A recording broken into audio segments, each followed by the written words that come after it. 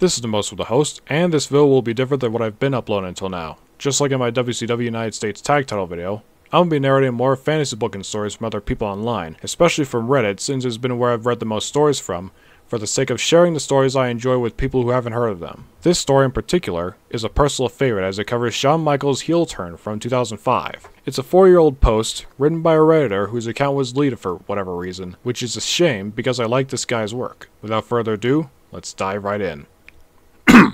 HBK's heel turn was one of the most shocking yet natural turns during the Ruthless Aggression era. For a minute there, it looked like we would get the HBK of old, a cocky prick who knew he would outdo anyone, in anything. He lost to Hogan much like everyone else does, and then poof, it was over. Michaels went back to being a bland face that delivered fantastic matches. Let me have a go at this and actually continue with the heel run post SummerSlam. First things first, HBK actually defeats Hogan at SummerSlam. Wayne stroking Hogan's ego, paying whatever he wants to be paid, but he is losing at SummerSlam, clean and decisively. Post SummerSlam, Shawn takes on a totally new character. He drops the HBK nickname, drops the theme song, controversial I know, but people will lose their mind when he turns back face and brings it back down the road, and completely changes his way of thinking and living. Ironically, this character is very similar to what Chris Jericho became when he turned on Shawn several years later. Shawn now describes himself as an honest man, a man of virtue, a man that can bring anyone into the light. Shawn references his past, how big of an asshole he was, but with the power of light, he can fix anyone. Just like he fixed himself. The gimmick definitely has religious undertones, but it's not purely religious. It's more of a charismatic guru manipulating everyone by claiming how virtuous he is, despite him being worse than anyone he's targeting. Shawn's new nickname has to be something cool, let's say, White Light Savior. I like that. Shawn's first target is Chris Masters, who was still a heel masterpiece at this point. Shawn tells Masters he's making a mistake by being obsessed with his body and being vain. That's not what life is about. Masters kind of sees the hypocrisy in this. Shawn Michaels telling him he's obsessed with his look, but Masters is also intrigued as HBK is his hero. Michaels uses Masters' worship of him to manipulate him and challenges him for a match at Unforgiven. Michaels defeats Masters clean with his new finisher, a modified figure 4 called the Heart Tear. Post-match, Masters gives in order to purify him. Shawn superkicks Masters right in the face. Shawn picks Chris up and they walk off together. Now that he has Masters in his pocket, Shawn targets Masterpiece's best friend, Carlito. Shawn uses his manipulating ways again, telling Carlito he's too concerned with getting girls and nice clothes when he should be focused on fulfilling his potential. That's the entire premise of his character. Michaels criticizes people on things that he either abused or is currently abusing, all to get in their head. During the build-up, Michaels' faction grows to include Lance Cade, his student, and Trevor Murdoch. Shawn manipulated them by using the Rockers and DX as an example.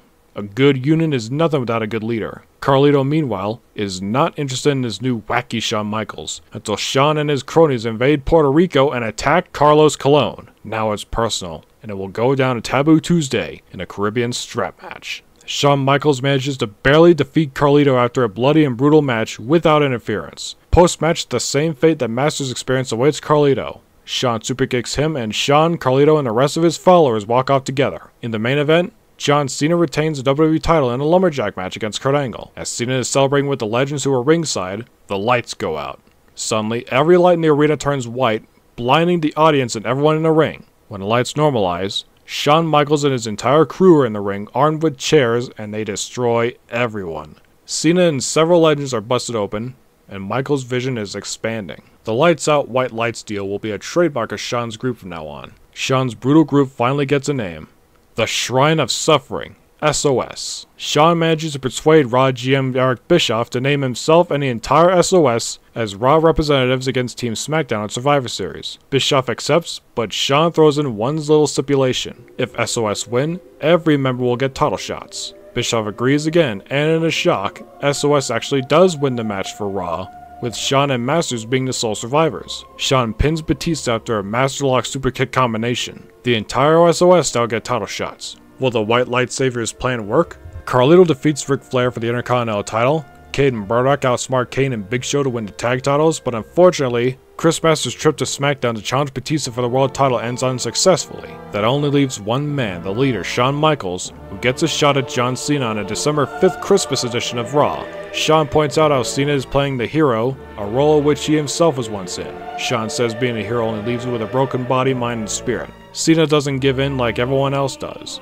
He will just turn Shawn's lights out come December 25th. In a massive shock, Michaels actually defeats Cena, via cheating of course, after a brutal 35-minute match to win the WWE title. SOS stand tall to end the show, and in 2005, draped in gold as their leader's vision has come true. There is an epilogue here in the comments section. HBK keeps the belt until Mania, where he loses it to Cena in a 3-way with Triple H, where we do the famous double FU spot here. Afterwards, Shawn and SOS move to SmackDown and dominate for the rest of 2006. At WrestleMania 23, the group implodes and Shawn stays on SmackDown as a heel, on his own until he finally turns back face somewhere in 2008, and if you ask me, it's where Shawn retires Ric Flair at WrestleMania 24. This will be the first of many narrations of these online stories for the channel, so if you've enjoyed this one, subscribe and hit the bell because I've got a lot more videos like this in the works, as well as What If Terry Taylor Was Pushed into WWF, the sequel to What If WWE Had a Trios Championship, and a big Kid Chris TF2 crossover video in the works. Until next time, I've been the host for the most.